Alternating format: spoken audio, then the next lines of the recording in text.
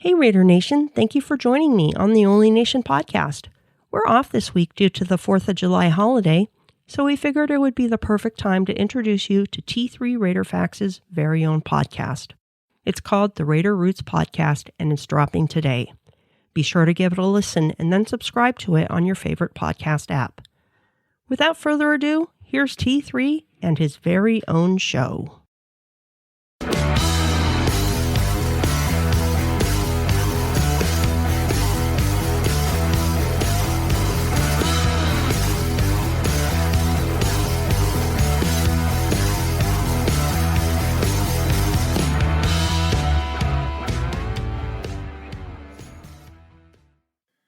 The Las Vegas Raiders began play in Vegas in 2020. Prior to that, the Raiders had a long and established relationship in both Oakland, California, and the city of Los Angeles.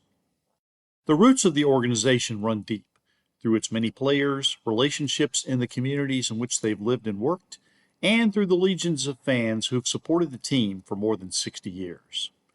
The Raiders have also been vilified, perhaps even as much as they have been loved and revered. But what do we really know about this collective, about this phenomenon known simply as Raider Nation? Well, in this series, the Raider Roots Podcast, we will take a closer look at the whole thing. The team, how it was put together, how it grew in the city of Oakland, how it was taken over, remolded, and then branded by its iconic owner and general manager, Al Davis, and how the culture of the Silver and Black began to take root, moving year by year to get us to where we are today. This is T3, and I will be serving as your host for this journey, which actually begins in the year 1970, at the pinnacle of a rivalry that became more than spirited. To say that the Raiders and Chiefs don't like each other would be a mild understatement. So how did it get to this point? To better understand that, let's take a closer look at the two cities, Oakland and Kansas City, and see what they were each going through during that point in time. We will reveal certain connections, and we will see a rivalry that transcended sports as we know it. Somehow it always seems to come down to Kansas City and Oakland, as God only follows those two football teams. This comment came from San Francisco sports writer Wells Twombly before the Chiefs and Raiders squared off against each other in a game on November 1st, 1970, which will be used as a backdrop for this episode. Twombly went on to say that games are not life and death struggles, they're entertainment. But perhaps even in his statement, he was underestimating the impact that this one game, played in Kansas City's Municipal Stadium, would have on both teams, as well as their respective home cities, which were already linked professionally in the sports world. The Chiefs came into the game not only as the defending AFL champs, but also as reigning Super Bowl champions, having defeated the Minnesota Vikings in Super Bowl IV just months earlier. The Chiefs had made it to the Super Bowl despite not even having won their own division during the regular season. That title belonged to the rival Oakland Raiders, who had beaten the Chiefs twice during the 1969 regular season. But in a cruel twist of fate, the wild-card Kansas City Chiefs took out the heavily favored division winners 17-7 on the Raiders' home turf, no less, and went on to win the Super Bowl. While the team from Kansas City was celebrating, many fans and players in the East Bay seethed in disappointment. Legendary Raiders center Jim Otto said quite bluntly, "I don't like Kansas City. We never liked them." The feelings of disdain were pretty mutual, and not only between the Chiefs and the Raiders, but between the cities of Oakland and Kansas City as well. 3 years earlier, Oakland had lured away Kansas City's Major League Baseball team, the Athletics. Charles O. Finley had been trying to escape Kansas City after buying the A's. He once even threatened to move the team into a cow pasture in rural Missouri. So when the American League finally permitted Finley to move his team to the West Coast, the feelings in Kansas City were summed up by a shot that has been attributed to both Kansas City sports writer Joe McGuff and U.S. Senator Stuart Symington of Missouri. The comment was that Oakland is the luckiest city since Hiroshima. Oakland was on the rise in 1970. The baseball team, longtime losers, had a new lease on life in their new home, and with a group of talented young players, they started to win. Still nearly 2 years away from winning their first World Series title, they had won more games than they ever had in the history of the franchise. Meanwhile, the Raiders had been professional football's winningest team over the previous 3 years under the watchful eye of the fearless Al Davis. Even though they had lost the 1969 AFL Championship game to Kansas City, the Raiders had beaten the Chiefs 7 out of the previous 9 times, heading into the 1970 season. The Raiders and A's shared the same stadium in what one Oakland civic leader had proudly called the greatest sports complex in the world. The Oakland Alameda County Coliseum Complex had opened in 1966 and featured both an outdoor stadium for football and baseball and an adjacent indoor arena for basketball and hockey. The California Golden Seals of the NHL played there for a short time, and the Warriors of the NBA were to become longtime tenants and would bring several titles to the East Bay over the years. Oakland International Airport was close by, and Oakland was rapidly transforming itself into one of the world's busiest ports. For the local Chamber of Commerce, Oakland was emerging as the West's most imaginative city of the 70s, according to the Oakland Tribune. During this same period, Kansas City was also experiencing growth. The region's new air terminal, the Kansas City International Airport, had been built just northwest of the downtown area, and it was intended to be the dominating air terminal of Mid-America. Construction projects were popping up, perhaps none more important than the development of a major sports complex on Kansas City's east side, which featured separate football and baseball stadiums for the newly crowned champions of professional football and the city's new Major League Baseball team, the Royals. The victory by the Chiefs in Super Bowl IV served as vindication for Lamar Hunt, the owner of the Kansas City Chiefs and one of the most prominent architects of the American Football League back in 1960. When the Chiefs and Green Bay Packers squared off against each other in the Pro Football Championship in 1967, the term Super Bowl was first coined by Lamar Hunt himself. Vince Lombardi's Packers easily defeated the upstarts from the AFL. In fact, Lombardi even told the media that Kansas City was not as good as NFL teams. Fast forward to 1970, and Lamar Hunt, who had previously helped orchestrate the merger between the AFL and NFL, was the one holding the Super Bowl trophy, and his coach, the loquacious Hank Stram, who unbeknownst to his team wore a microphone throughout the entire game, was being hailed as a visionary for this new brand of football that was part precision and part orchestral movement.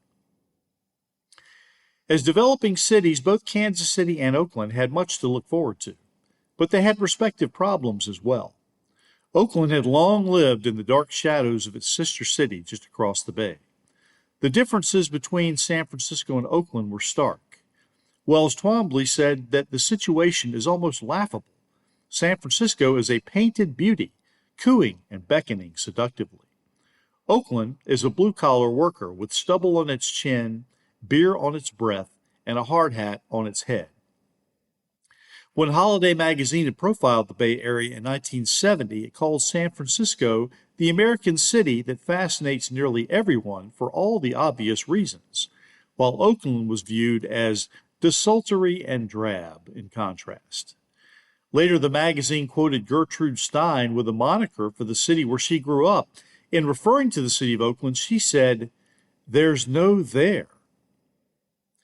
Kansas City, positioned in the middle of the country, had been buried by a New York Times profile that viewed it as a cow town and referred to KC as Hicktown, USA, the butt of 1,000 jokes. In fact, when a 7-story skyscraper was completed, the paper went so far as to quote a song from the musical Oklahoma that everything's up to date in Kansas City. They've gone about as far as they can go. So despite their collective sports team successes, Kansas City and Oakland were both viewed as second-class citizens, and they ended up taking it out on each other. As Kansas City and Oakland prepared to square off on a late Sunday afternoon in November of 1970, the teams were coping with their own worries, even as their respective cities were dealing with racial tension, unemployment, police brutality, political struggles, and economic woes. Both the Chiefs and Raiders had not performed up to their expectations that season. For the first time in recent memory, they were to play a game where neither team was in first place. Bay Area sports writer Glenn Dickey commented that it could be all over for the Raiders if they lost to the Chiefs because of the difficulty of Oakland's remaining schedule. The Kansas City Star, meanwhile, said that a Kansas City loss Sunday would put the Chiefs in a desperate position. This was to be an epic matchup between two proud yet grasping teams. The game kicked off in Kansas City's aging municipal stadium, which was shared by the Chiefs and the Royals, even as the new sports complex was being constructed. With baseball season already over, temporary stands had been erected across the outfield, and both teams' benches were on the same side of the field. More than 51,000 fans crammed into the stadium, and the game was nationally televised on NBC. The on-field struggle was low-scoring and very tight. The halftime score was 7-7. Oakland had taken the initial lead on a Darryl LaMonica touchdown pass to Raymond Chester. Kansas City had tied the score, but was hampered all day by penalties.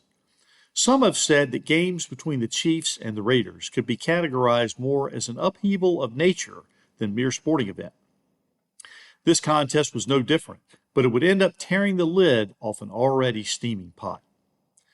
After the Raiders took another lead at 14-7, the Chiefs closed the gap with the Jan Stenerud field goal, and the score was 14-10. Late in the game, the Chiefs took the lead on a Len Dawson to Otis Taylor pass play. During the play, Oakland argued that Taylor had committed offensive pass interference. This was not the first time the Raiders had complained about Taylor. In the AFL Championship game just months earlier, Taylor had caught a long third down pass from Dawson to move the Chiefs out of the shadows of their own goal line. But the Raiders believed, and some video evidence seemed to corroborate, that Taylor had actually caught the ball out of bounds. The play could have, and maybe should have, probably been ruled as an incomplete pass. Later in the drive, the Raiders were hit with a pass interference penalty while trying to guard Taylor, which set up the Chiefs' go-ahead score. Again, the Raiders complained that it was Taylor who was doing the pushing rather than the defensive back. Back to 1970, and the Chiefs were clinging to a slim 17-14 lead. Only 5.5 minutes remained. Tensions were mounting. When the Raiders got the ball back, they couldn't do anything, and so they punted back to the Chiefs, who now just wanted to run out the clock and escape with a win. Facing a 3rd and 12 at the Oakland 48 with just a little more than a minute left to play, Len Dawson called his own number. He bootlegged to the right, which nobody expected from a 35-year-old quarterback who was just returning from a knee injury. Dawson had faked the handoff to his left, and when he turned to his right with the ball, there was no one in front of him. He gained 19 yards, then fell to the ground at the Oakland 29, securing the first down in a Chiefs win, which would move Kansas City ahead of Oakland into a first-place tie. But hold on. Out of nowhere, Big Ben Davidson of the Raiders touched down the Chiefs quarterback by diving in and driving his helmet into Dawson's back as he flipped over the top of the quarterback, who was already on the ground. Davidson would later claim that he wasn't sure at the time whether or not Dawson was actually down. A nearby official immediately threw a flag, but just as Davidson was getting to his feet, in came the Chiefs' Otis Taylor. Oakland radio announcer Bill King had the call, which was later captured on NFL films. Here's Big Ben Davidson being jumped on by one of the Chiefs. 2 more Chiefs come in. There's a big pileup. Davidson and Taylor are going at it. There are at least 8 Chiefs. Here come all the Raiders. Holy Toledo, it's a free-for-all. After about 5 minutes of trying to restore order and sorting things out, a 15-yard penalty was marked off against the Raiders, moving the ball to the Oakland 14. Raiders linebacker Dan Connors, who had lost his helmet and been bloodied during the brawl, argued that since Taylor had been involved in the fight and had been ejected from the game, Kansas City should also receive a penalty. After more deliberation, the referee finally ruled that there were offsetting penalties, wiping out the entire play. So Dawson's first down never happened, and the victory that would have propelled Kansas City into first place was anything but secure. There was even more confusion in that no one seemed to remember where the original line of scrimmage was. A call went up to the television booth, and the ball was eventually placed at the 49, 1 yard behind where the ball should have been placed. The Chiefs ended up having to punt, and Oakland had one more slim chance. The Raiders quickly drove into Kansas City territory, but when a Raider ball carrier could not get out of bounds and stop the clock, it looked as if the game would end. However, a Chiefs injury forced a clock stoppage. This set the stage for the oldest player in the league, 43-year-old George Blanda, to line up for a game-tying field goal attempt. The Chiefs placed 6'10" Morris Stroud right under the crossbar. He was instructed to jump up and try to swat the ball away if it was anywhere close. As the crowd watched the kick and the game was held in the balance, Stroud jumped and just barely missed knocking the ball away before it cleared the crossbar. One of the Kansas City reporters later commented that even if Stroud had successfully knocked the ball away, the Chiefs probably would have been called for goaltending in view of the way their day was going. After having kicked the game-tying field goal with just 3 seconds left in the contest, the Kansas City team and its fans melted down completely. The Chiefs were called for back-to-back unsportsmanlike conduct penalties that moved the ball all the way to the Chiefs' 30 for the kickoff. The Raiders attempted an onside kick, but Kansas City recovered, thus ending the game. Debris rained down onto the field. Raiders players were jumped on, and one of the officials was even tackled by an angry fan. Sanity, however, prevailed as numerous spectators came together to form a protective corridor through which the players and officials could escape the bedlam. Chiefs coach Hank Stram stormed after the officials into their dressing room and unleashed a furious verbal tirade, what one witness described as a flood of phonetics, some indiscernible, most unprintable. The game became an instant media sensation. The next day, Ed Levitt of the Oakland Tribune wrote, "After Sunday's spectacular show on national TV, the Raiders and Chiefs are the hottest topic going from coast to coast." People began to take sides. One Los Angeles sports columnist said that Davidson's piling on was so vicious, so irresponsible, so dangerous, and so unnecessary that those who respect fair play should be sending Taylor a medal. And even though Taylor's retaliation in defense of his quarterback probably ended up costing the Chiefs a victory, Taylor received nothing but praise and accolades from teammates and fans alike. The Kansas City Star was overrun with calls and letters complaining about the officiating crew.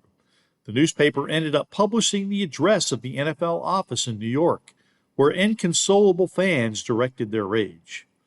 The bad blood between the two teams was spilling out all over the place, continually hyped by the media. This was the early climax of a very long and bloody battle. The rivalry between Oakland and Kansas City is unique in that it encompasses both football and baseball, while also involving two cities, smaller in stature, neither of which had any professional sports teams prior to the 1950s.